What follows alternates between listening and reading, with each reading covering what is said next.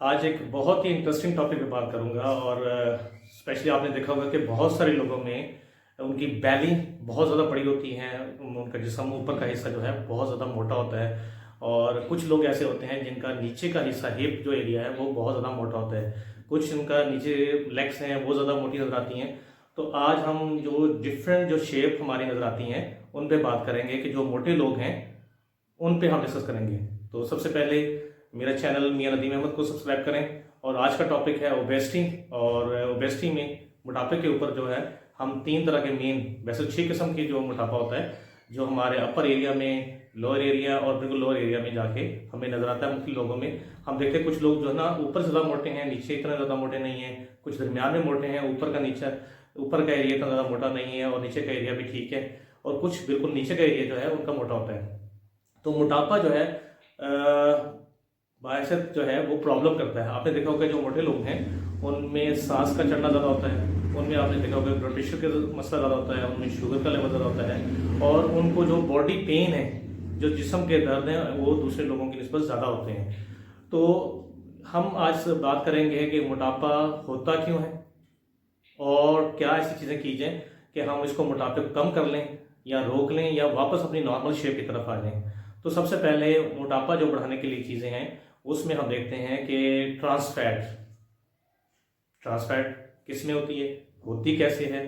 Trans fat वो है जो हम किसी भी लेबॉर्ट्री या फैक्ट्री में केमिकल तरीके से हम जो चीज़ बनाते हैं वो ट्रांस फैट लाती है। जिसमें एक प्रोसेस होता है हाइड्रोजनेशन, कि हमने कोई ऑयल लिया है, ऑलिव ऑयल, सनफ्लावर ऑयल है, कोई भी ऑयल है, हमने उसको प्रोसेस करने के बाद उसे हाइड्रोजनेशन करने के बाद इस हाल में सॉलिडिफाई हाल में लेके आए और वो हम यूज़ करते हैं अपने कुकिंग में। जैसे आपने अक्सर देखा होगा कि हम जो घी या ऑयल यूज़ कर रहे हैं वो सैचुरेटेड है। वो क्या है कि दानेदार है, वो सॉलिडिफाई हार्ड टाइप है और वो हम खाने में यूज़ करते हैं। अक्सर आपने देखा होगा कि जो हमने स्पाइसी फूड हम देखते हैं उनमें यूज़ हो होता है। क्या होता है उसमें वो घी का इस्तेमाल या ऑयल का इस्तेमाल ज़्यादा होता है ऐसे नस्बत जो आम हम नेचुरल जो ऑयल, जैसे हम सरसों का तेल है और जैतून का तेल है या सूर्यमुखी का तेल है, जो हमारा नेचुरल है उसकी निस्बत बहुत ज़्यादा इस्तेमाल होता है।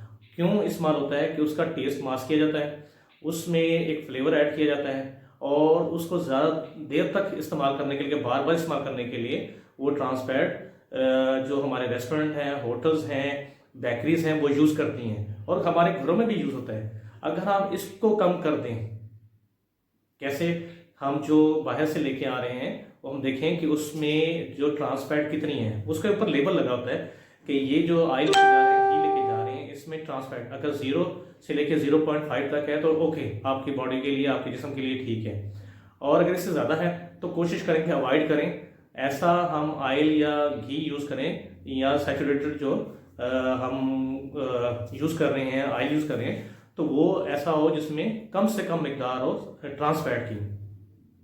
अच्छा, ये होता किन किन फूड में ज़्यादा होता है? हमने देखा है कि स्पाइसी फूड में, कर्ब फूड में, हमने देखा है बेकिंग फूड में, जैसे बेकरी के सामान लेके आते हैं जिसमें डोनट्स हैं, मिठाइज हैं, डिफरेंट जो है उसमें ज़्यादा होता है। हमने फ्रेंच फ्राइज देखते हैं कि वो ज़्यादा उसी में बनाया जा रहा होता है, तो उसमें भी ट्रांस फैट ज़्यादा होते हैं। इसी तरह ही हमने फ्रोज़न फूड जो हम डब्बे पैक लेके आते हैं, वो जो हम आके घर में उसे तलते हैं और गर्म करके उसे यूज़ करते हैं, उसमें भी ट्रांस फैट ज़्यादा होता है। इनको अगर कम कर लें तो हमारे जो ऊपर की फैट है, जो बैली की फैट है, चेस्ट की फैट है, ऊपर एरिया की फैट है, उसको हम कम कर सकते हैं। दूसरी फैट आती है दरमियान के एरिया की, जहाँ पे हम देखते हैं कि जो लोग ज़्यादा रेस्ट करते हैं और वो उनका वर्क प्लान इतना ज़्यादा नहीं होता है, लेकिन उनका डाइट इंटेक ज़्यादा होता है और सुबह का नाश्ता भी नहीं ले रहे और वो अपना सुबह का नाश्ता स्किप करते हैं, दोपहर में खाना खा रहे हैं, शाम में खाना खा रहे हैं और रेस्ट कर रहे होते हैं, ज़्यादा उनका वर्कलोड नहीं है। तो कोशिश करें कि खाना खाने के आप इतना लें, इतनी कैलोरीज लें, अपने डे प्लान में आप प्लान कर लें, नेट से उठा लें कि हमने कितनी इनटेक हमारी बॉडी का रिक्वायर्ड, मेरा वर्कलोड है, इतना मैं काम कर रहा हूँ और उस हिसाब से अपने डाइट को पूरे दिन में प्लान को डिवाइड कर लूँ कि मैंने इतनी कैलोरीज, मेरी कैलोरीज बर्न होती है, फर्ज करें 2500 कैलोरी मुझे रिक्वायर्ड है पूरे दिन में, ये मेरा काम है, 8 घंटे का काम है, तो मुझे 25 कैलोरीज रिक्वायर्ड है। और वो प्लान आप करेंगे अपने हेल्थ कंसल्ट के साथ या हमसे रब्ता करें, हम आपको बताएंगे कि आपने कितनी कैलोरीज आपकी रिक्वायर्ड है पर डे में, और वो आपने पूरे दिन में जो रिक्वायर्ड है उसी हिसाब से आप जो इनटेक ले रहे हैं उसमें पूरी हो जाए, वरना जितनी एक्सेस आप कैलोरीज ले रहे हैं, ज़्यादा एक्सेस खाना ले रहे हैं, वो आपकी बॉडी में डिपॉजिट होता है और वो फैट की शेप में जाके आपको आगे जाके डिस्टर्ब करता है। ये फैट करता क्या है, आपको हार्ट डिजीज कर रहा है, आपको चेस्ट इन्फेक्शन कर, हार्ट डिजीज के अलावा जो है डायबिटीज कर रहे हैं आपको, इवन जो बेकिंग जो इस तरह की बेकरी की चीज़ें हैं, जो रेस्टोरेंट की चीज़ें हैं, वो आके जाके इसमें जो प्रिजर्वेटिव ऐसे होते हैं, साल्ट ज़्यादा होते हैं, वो आगे जाके आपको इवन तक कैंसर तक काज कर सकते हैं। तो हमने बचना है इन डाइट से और हमने अपनी बॉडी के हिसाब से जो चीज़ें रिक्वायर्ड है हमने वो लेनी है। इसी तरह ही कुछ लोग जो है वो अल्कोहल का इस्तेमाल करते हैं। अल्कोहल आपको पता है कि जितना हम अल्कोहल यूज़ कर रहे हैं वो उससे ज़्यादा और हंगर होता है और आप ज़्यादा इनटेक और ले रहे होते हैं और वो हमारे जाके और डिस्टर्ब कर रहा होता है। अच्छा, जितने भी ये फूड हैं, अल्कोहल हैं या हम फ्राइज़ हैं, ये क्या करती हैं, ये जाके हमारे बॉडी सेल के जो वहाँ पे इन्फ्लेमेशन करते हैं और इन्फ्लेमेशन से हमारे जो आगे प्रॉब्लम काज करते हैं, जो ब्लड वेसल्स हैं वो डिस्टर्ब होते हैं और वो आगे जाके अथेरोस्क्लेरोसिस काज करते हैं। कोलेस्ट्रॉल जो बैड कोलेस्ट्रॉल है उसको बढ़ा रहे होते हैं, एलडीएल को बढ़ा रहे होते हैं, और जो अच्छा कोलेस्ट्रॉल है एचडीएल उसको कम कर रहे होते हैं। अब हमने एक देख लिया कि अपने डाइट अपनी प्लान कर ली, इसके साथ साथ हमने अपने जो कैलोरी एक्सेस हमने ले ली है उसको बर्न करना है। हमने क्या करना है, कुछ एक्सरसाइज प्लान करनी है, अपने घर पे कर रहे हैं, ग्राउंड में करें, बाहर जाके करें, तो हमने करना क्या है कि हम डे को 40 से 45 मिनट या 50 मिनट हम डे का ऐसा प्लान करें जहाँ पे अपनी बॉडी को अपना टाइम दें और हमने उसको वर्कलोड को बढ़ाएं और एक्सरसाइज को बढ़ाएं।